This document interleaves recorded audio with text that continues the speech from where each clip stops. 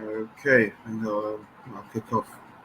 Right, so today I want to talk about values. So how we teach values to our kids. And before I start, I am not a trained child psychologist or counselor or any kind of uh, clinical psychologist. What I am is a father who's just sharing um, his experiences on how I've been raising my kids with my wife. So I think this is the fourth video.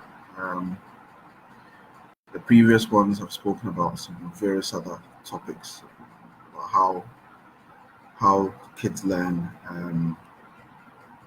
about what parenting is and what I base my parenting on, which as a Christian, for me, it's a Bible. There's bits of wisdom in there for family parenting that I base my parenting on. So today, what I want to talk about is how we build values in our children. So the value part is essential for our kids, because when we look at what the definition of a value is, or what definition of a personal value is, it's essentially the internal reference that the human has, which defines what they see as good and bad, what they see as being beneficial to them or not, what they see as being constructive, what they see as being important. And they're the main critical factors of how the behavior in the human or in the child will be generated, and also it influences the child's choice systems and how the child makes decisions. So the value system is at the very core of the child's development and the child's character, the child decision making, how the child processes things. So it's important that we build in our children a good set of strong core values, because everything that a child is going to do will be centered around these core values. So, for example, I gave an example yesterday of someone being technically brilliant as a child, but if they don't have emotional intelligence, then they may end up becoming quite inept, because they'll make decisions that will be flawed because the emotions distorts the process of thinking, the critical thought process. So the value system is similar to that. It's at the very core of the child's development and how the child sees the world around him or her.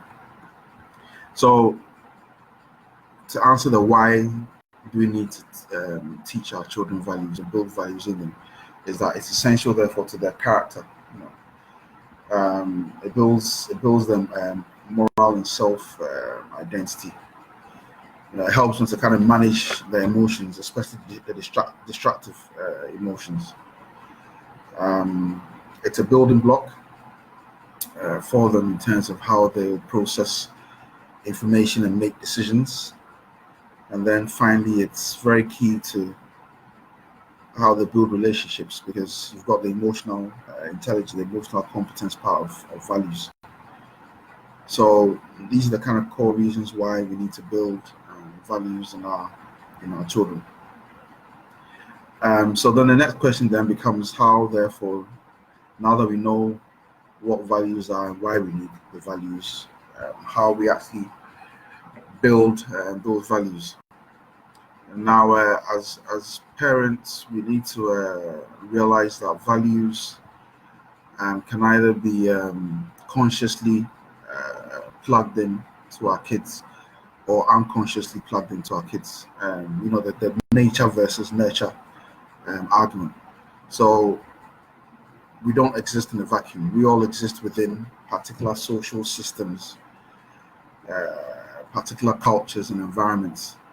And these cultures, these environments, these social systems influence the way we think, the way we behave, the way we make decisions. So that's the nature part. But then, as human beings with a brain, we've also got the power and the ability to also nurture consciously our kids and nurture certain values in our kids. So you've got the two systems of value building. The first system, where it's basically how our social constructs influences the way our children are behaving and the way our children are learning certain behaviors, certain values, and how we as parents therefore need to sensitize our kids to that environment and sensitize them to the influences of that environment. So if, for example, you've got a child who is within an environment where corruption is seen as normal, lying is seen as normal, fear and submission is seen as humility, where speaking your mind and asking us questions is frowned upon, then you're in a system where the social construct is built certain norms and values.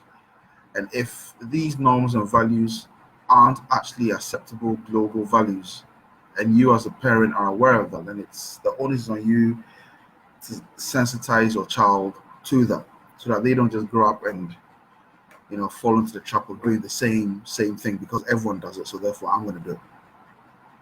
So that's the nature part. So the nature part really is important because parents need to understand how social constructs are affecting the values that are being built into their kids.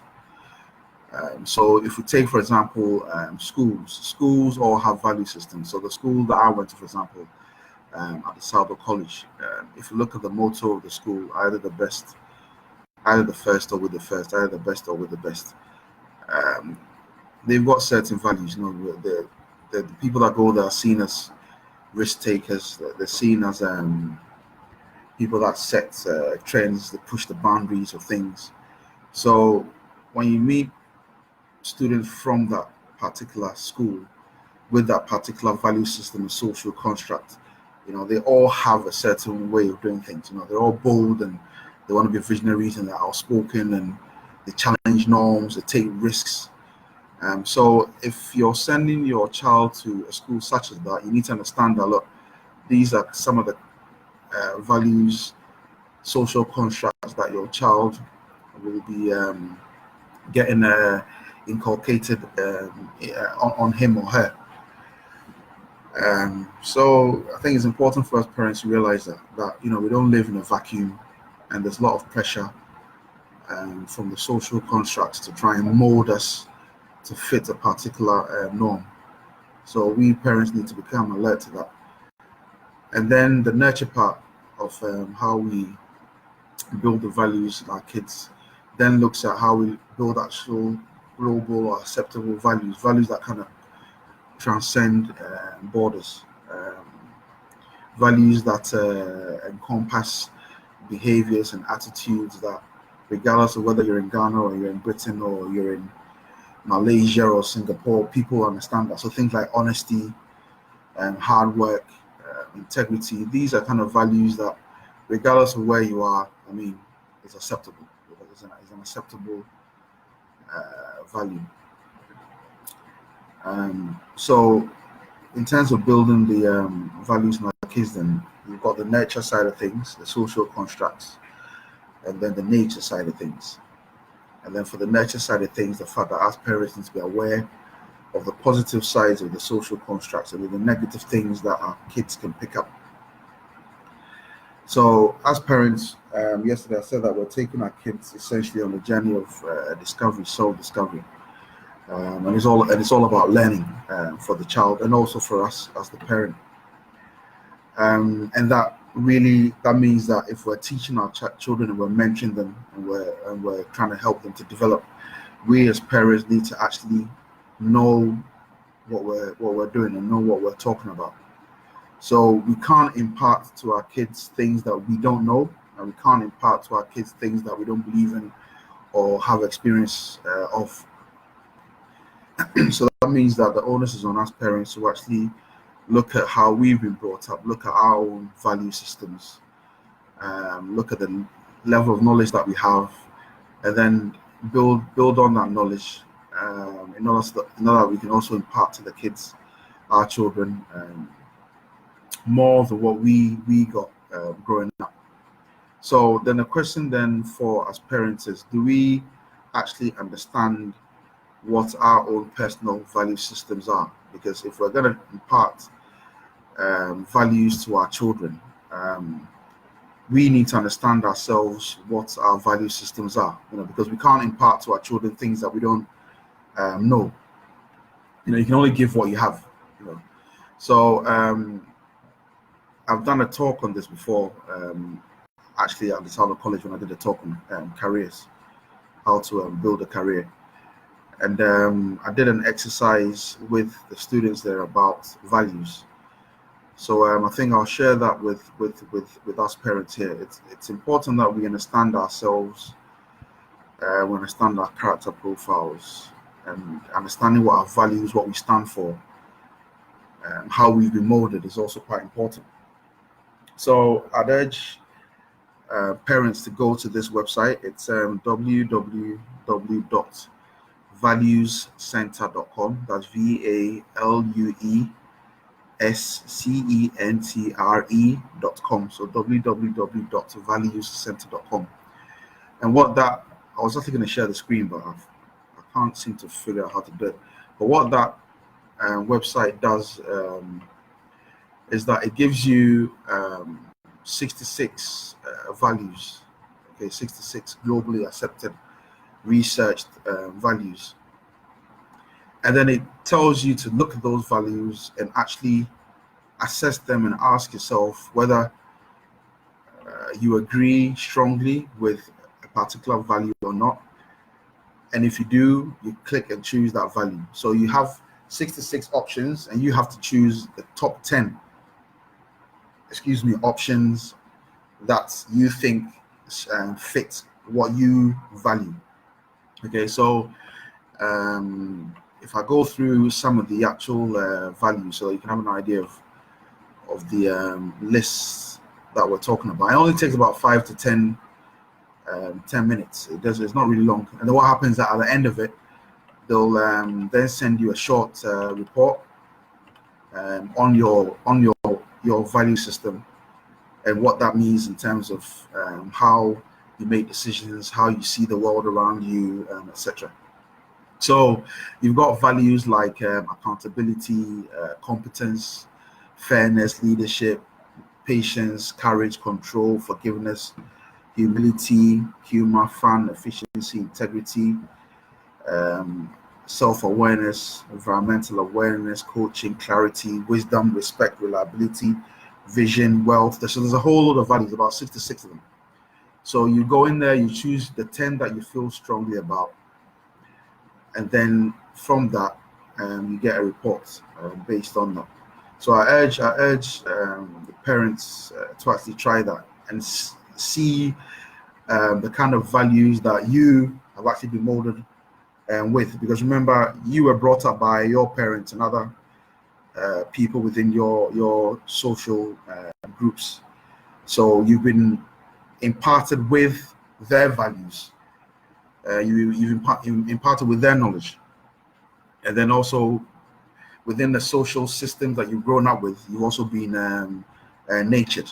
Okay, so it's important that you actually understand the impact of that and what you actually are in terms of what you hold as value systems, so that when you're then imparting to your child values, you know that, okay, I'm doing this and thinking about it in this particular way because I understand that for me, power is what I value most, or for me, humility, integrity is what I value most, or for me, hard work is what I value most, or for me, selflessness, long suffering is what I value most. Okay, so I urge you to visit that website. It's about 10 to 15 minutes. www.valuecenter.com. Okay, so once now as a parent, let's say you've done that, you understand what your values are, and then comes to now how you impart values to your kids, and what values you need to impart to your kids. Okay, what you think are important for your children. Okay, so we've spoken about the fact that there are universal values that really your kids need to have, and then on top of that, you then got your social constructs, where there's certain behaviors and values that you need to alert and sensitize your kids to, and therefore give them the opposite value of, so they can actually fight and overcome the system. So if you're in a system where you've got a social construct where kids have to be quiet, seen not heard, so therefore you've now got kids that don't really speak up, they don't ask questions, they're not bold, and then they end up being adults that can't really question things or fight the system when things are going wrong, or go for meetings and put their hands up and say, well, in a respectful way, I don't agree with this, or why don't we do this? Then you need to start inculcating in your children the value that contradicts or that counteracts that. And for me, that's the only way that you're going to end up having children growing into adults that will actually fix things and change the status quo. You understand? At the moment, I think one of the problems we have, particularly in Ghana, is that we've got certain social constructs and values that we've now accepted as the norm. And the kids see this, they get natured by it, and then they grow up, and then they can't really even fight the system anymore, because they've had that nature inculcated, that value inculcated in them. So I'll give an example of that. So my daughter attends a certain school, and in her class, she had a problem with a certain classmate of hers who kept coming to take her pencils and erasers and other bits and bobs without asking. So the child did that a couple of times, and my daughter piped up and told the child, look, I don't like what you're doing. You need to ask me before you take these things, and even when you ask me, I need to say yes before you take them. And when you take them, you need to be conscious enough to bring the things back and say thank you. So she told the child that, and the child sort of just ignored it and just kept doing the same thing. So she called the child a thief. And then when she called the child a thief, she got reprimanded by her teachers for calling the child a thief, and got told off. So when I went to pick her up, she was quite upset about that. So she was crying. So I said, why are you crying? And she said, oh no, don't worry, Dad, I'll tell you in the car, because she knows what I'm like. I'll just kick off. One of my values is justice and fairness. So if I see something that's unfair, I just can't keep quiet. I need to pipe up and make noise about it. So she knew that. She knew that, and if she tells me, I'll kick off and start making a whole kicking up a fuss about it. So she said, oh no, I'll tell you in the car. So I said, no, you're not going to tell me in the car. That's not the kind of value that I'm inculcating in you. I'm inculcating you a value where you're bold, where you speak your mind, you say what you have to say in a polite way, but you speak to issues. So she said, okay. So she then told me what the issue was. And both teachers, because they have a teacher and an assistant teacher, so both teachers were in the class sort of watching. So when she told me, I then called the assistant teacher over and the teacher over and said, look, I need to have a word with you, because my daughter's crying, and she's told me, she's giving me the story. I need to understand what the actual issue is.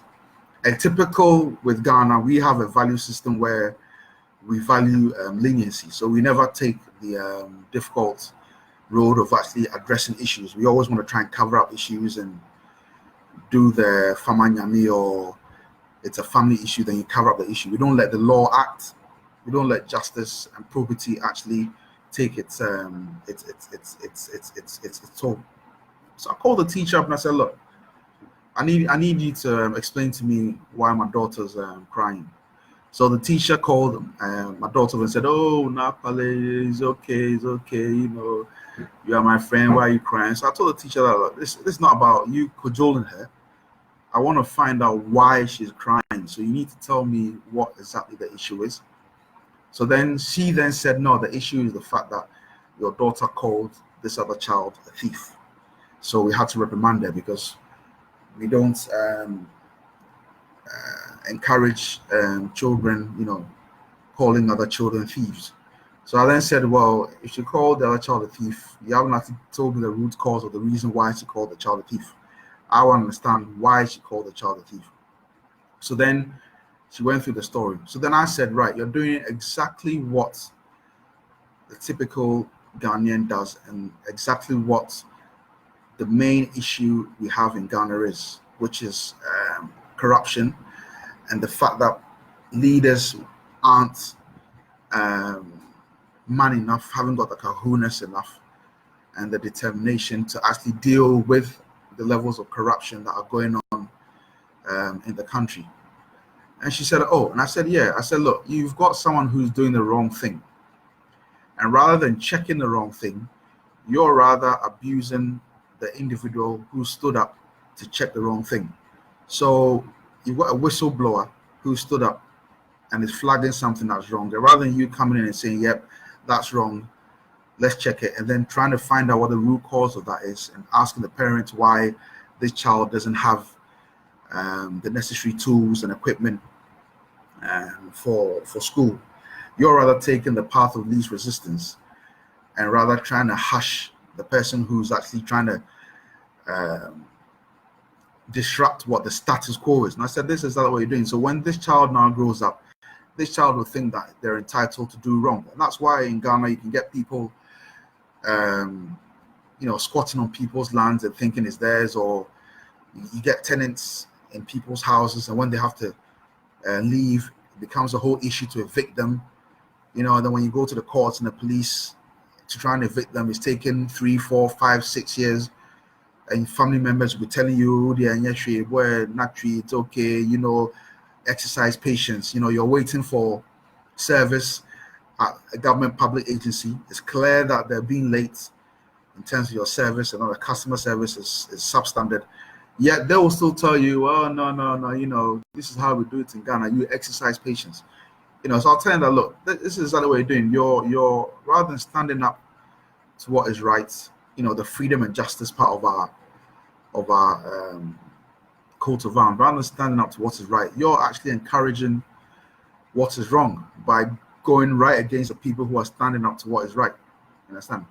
So this is a clear case where you've got a value system within a school where they're actually nurturing and actually building negative value systems in the children. So it's quite important that we understand that, and that we then break these kind of norms, these kind of social constructs and norms that are not correct. I told the teacher, look, that's not how I teach my child at home, and I'm not going to tolerate or accept this. You're in a position of authority where you're meant to be instilling certain values, and the value that you're instilling isn't actually a globally accepted kind of value. It's a local accepted norm, which actually isn't correct because it's proven that it's not correct. We can see all around us that it's not correct. And people are constantly complaining about the fact that it's not correct. The acceptance of corruption. The dumbing down and quietening of people who want to stand up for justice, all that kind of stuff. So this is like this is a short example of what I'm talking about. So then when we now want to talk about the kind of universal values, then I'll give the values that I base my parenting on with my kids. Okay, so the first one for me, like I told you, I'm a Christian, so I get a lot of my values from the Christian faith, as well as reading wide and reading other books. the core of it is from the Christian faith. So for me, the first thing would be love, or what would be being able to tell your child that you don't do anything to anyone that you don't want to be done to you. Okay, being able to let them understand that they need to have a certain level of selflessness. They need to have a certain level of empathy and compassion. They need to have a certain level of understanding. Okay, and these kind of values are important. Okay, because these are kind of values that enable the children to then grow up and behave in certain ways and make decisions in certain ways and process information in certain ways, and be able to look at things and say no, I don't think this is right. We need to stand up to this. We need to fight against that. We need to change this status quo. So for me, love is one of the first basic values that our children need to know, so they don't discriminate against anyone or anything. And then the next one that I tend to inculcate or try to teach my kids is positivity. Yeah, and that for me is really important, because growing up, when it came to the way I was trained with my father, one thing that really bothers me now that I'm an adult is that I've got a serious fear of failure, because growing up, hello John, my brother's on. How are you doing?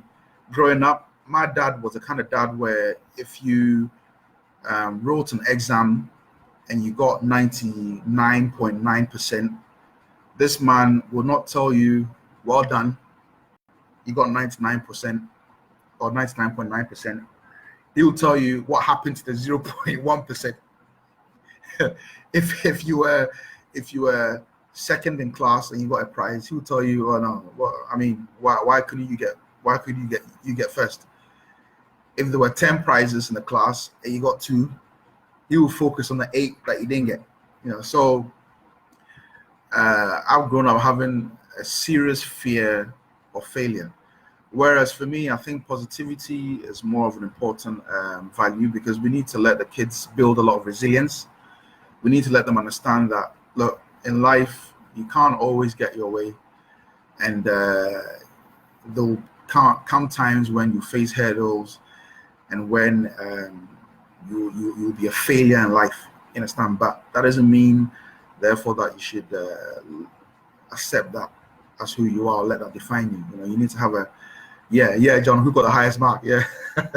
You need to have a positive mindset about things. So that's what builds resilience. It builds perseverance. It builds confidence. And I think it builds hope. It builds courage. It builds a more different kind of attitude to failure and an attitude to success. And it builds determination. So for those of us parents who can't refuse to give our kids things, we need to check that. Sometimes we just need to say no just for the heck of saying no, so that we build that resilience and let them actually get that feeling and that emotion, that sense of, oh no, dad said no or mom said no, but still think positively about the experience. Then also perception is the next one as well that I think about. And hold on a sec, looks like I'm running out of juice. I'm gonna get my charger and come and charge the laptop. Just give me a few seconds.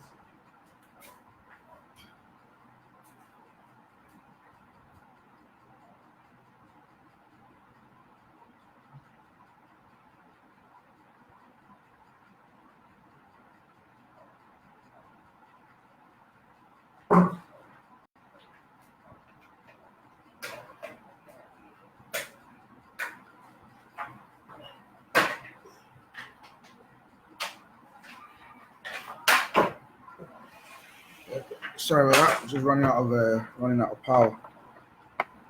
Right. Okay. Good stuff. Right. So the next one then is perception, and I think for me that's a very important one, particularly when it comes to the local social construct that we're in. What I find with my fellow Ghanaians is that we're not very perceptive of things. You know, we're very selfish and self-centered. We don't really look at the impacts of things that will happen because of our behaviors. We're not, we're not very self-aware. We're not in tune with the environment. We do things that is as if we're living for today, not for tomorrow. So for me, perception it's a good value to also have, because it builds in a self-awareness and an understanding of how the world around us, the immediate environment around us, is working, and whether what is happening around us is actually positive or not positive, whether we should actually be in tune with it or actually disrupt it and change it. And the kind of things that we do when it comes to perception are things like active listening, which I spoke about I think 2 or 3 days ago, where basically you're teaching your child to be able to use the 5 senses to communicate and understand the environment and get feedback from the environment. So not just what they listen to, but how they understand things, how they perceive the feelings of others, how they use their mind to critically think and ask questions and understand what's going on around them. So perception for me, it's a very important value that I try and inculcate in the kids, because it gives them an understanding on the consequences of their actions. And these kind of exercises then helps them to actually hone their skills about perception. So I mean, simple thing like your child eats breakfast, gets up, and then walks away and leaves the plate on the table. For me, that doesn't show a level of perception, because if you're perceptive, you know that, okay, mom or dad has spent this time to give me this food. The least thing I can do to show my appreciation after eating is not just to say thank you, mom and dad, for the food, but to actually also clear up after myself. So to actually perceive what's going on around them and make sure that they behave and do things in such a way that their behaviors are positive to the situations around them. So when we allow our kids, for example, to get away with stuff, we're not teaching them perception. We're not teaching them to be self-aware in the moment and understand the impacts of what they're doing. So perception for me is an important value to give the kids. Then also self-control is also another important value, because self-control, again, when it comes to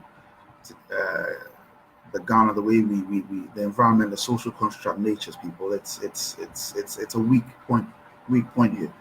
You can't grow if you don't have self-control.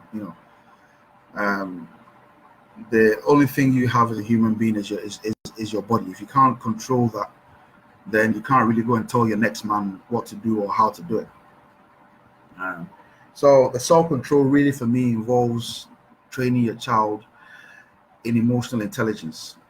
Children have to deal a lot with their emotions running riot, and how we as parents sensitize our children to become aware of their emotions and to be able to use and channel their emotions in the right way, through the right behaviors and through the right decisions, is important, and that builds a kind of self-control in them. So if you've got children, more than one child, for example, just the way they even communicate with each other, you can do things around that which builds their emotional intelligence and self-control. The way they interact during playtime, for example, can build their emotional intelligence and self-control. There's always a moment for us to actually impact learning with our children. So like I said yesterday, we shouldn't just leave them in front of the TV and they'll be playing by themselves and shouting at each other and whatnot. And we don't come and try and let them realize that, hold on, you can do this and that way. You can talk to your sister or brother in this way to get what you want. So when you've got kids, for example, that throw tantrums and you don't actually help them manage through that tantrum, you're not actually teaching them self-control. You're building in a certain value system within them, which will actually not bode well for them when they're actually older. If you're inculcating in children that they can get everything they want. And I don't care how rich you are, but I don't think you should ever inculcate in a child that whatever they want, you can get them. It also builds in a certain value system, which isn't good. It contradicts the value system of hard work. So yeah, that's one thing that I actually liked about my dad, because my dad told us straight from the offset, look, my money is not your money. You're gonna have to go make your own money. So don't think that what I have, I'm gonna give to you. You know, you need to work hard for what you want. So it's important that we give our kids that kind of correct value. Okay, and then also the final value that I use when it comes to my kids is the growth mindset value. So I like to encourage my kids to be curious, you know, to always think about learning, to be always questioning things, to be creative about things, to try and think critically about things. So to be always asking, you know, what, why, who, when, how, those kind of things. So in fact, my younger brother John bought them a game. What is it? Is that a Nintendo? It's a Nintendo game, but it's a fantastic game. Let me get it so you can see it.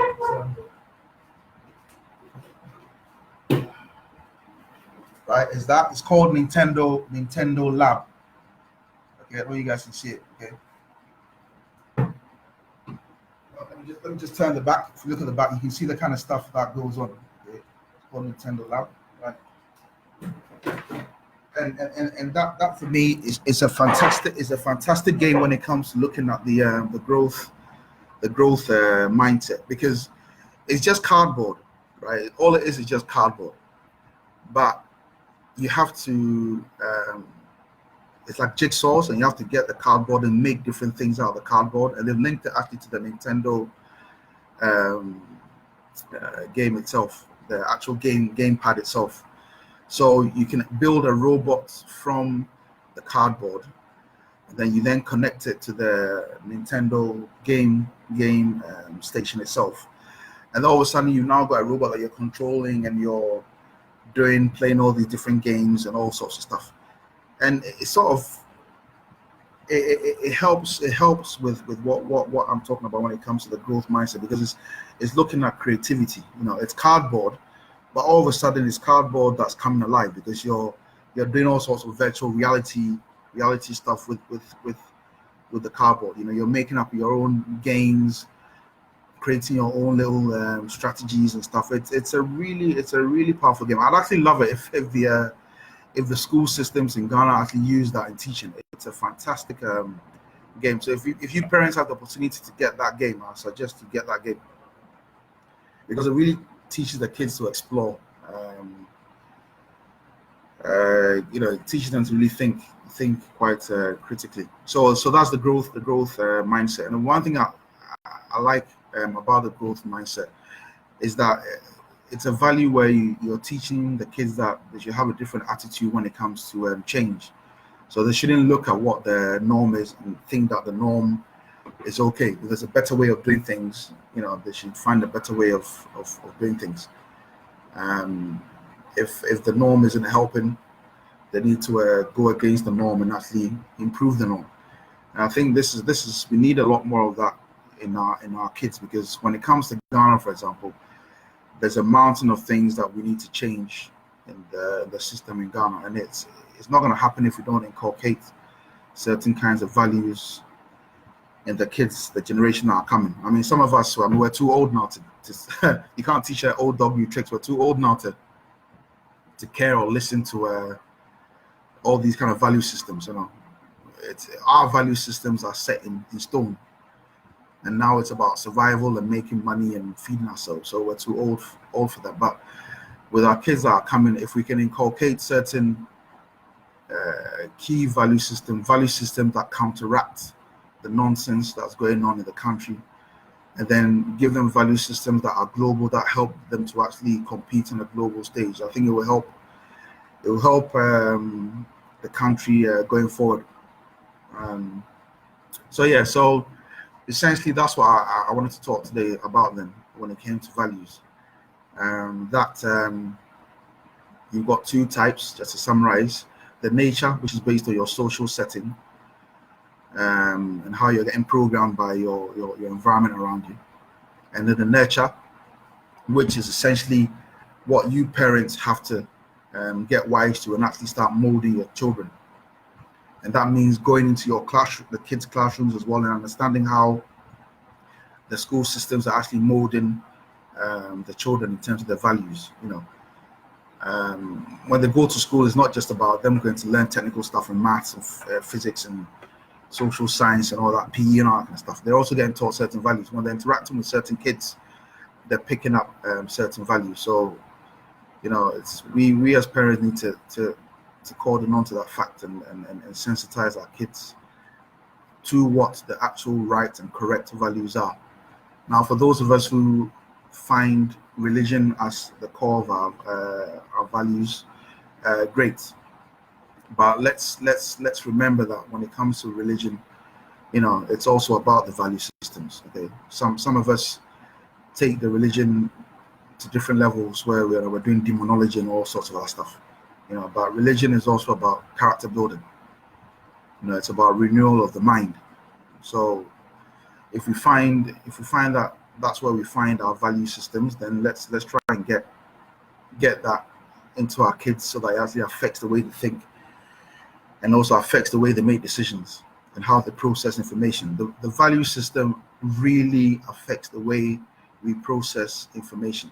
So if we don't get the right value system, the way we process information and the way we're going to make decisions when we're young or when we're older, it's going to be either good or totally chaotic. So yeah, let's help our children to build value systems. And when it comes to giving our kids value systems which counteract the social norms, we need to remember that they're going to stand out like a sore thumb. So with the example of my daughter, for example, she stands like a sore thumb because she speaks her mind.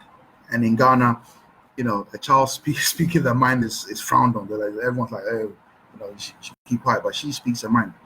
She always asks questions. She's always probing. She's always wanting to find out why things work the way they work. And if she doesn't think things work the way she wants them to work, or she thinks that it could work in a better way, she will also let you know.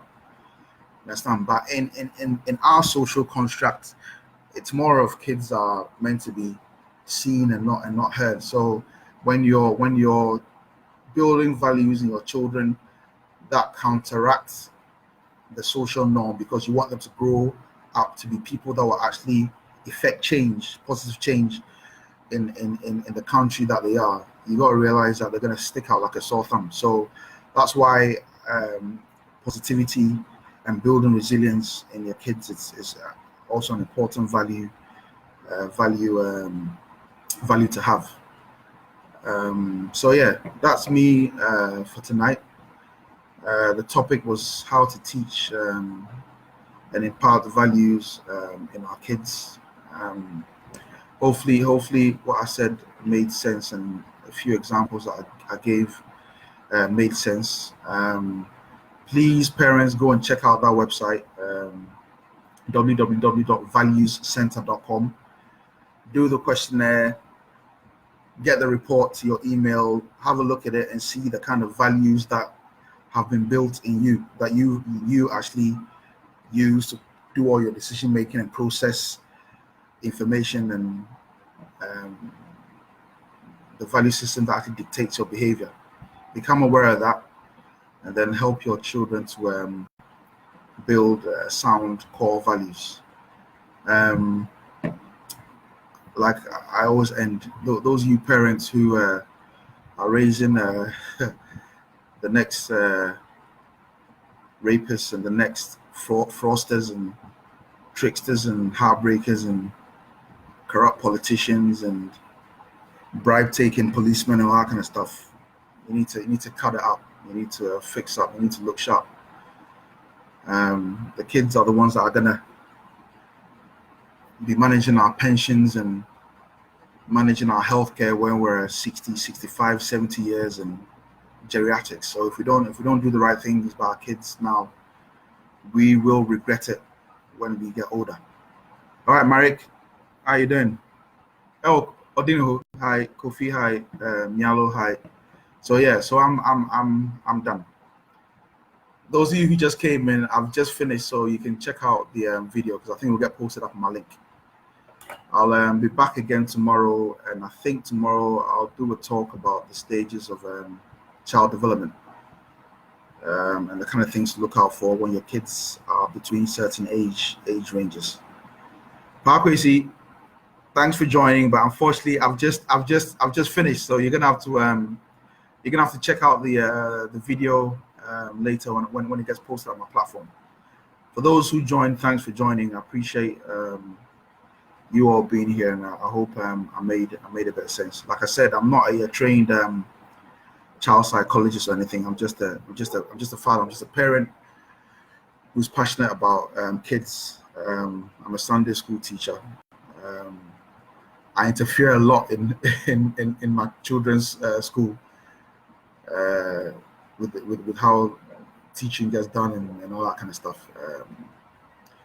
Yeah, so thanks for listening, and see you guys all tomorrow.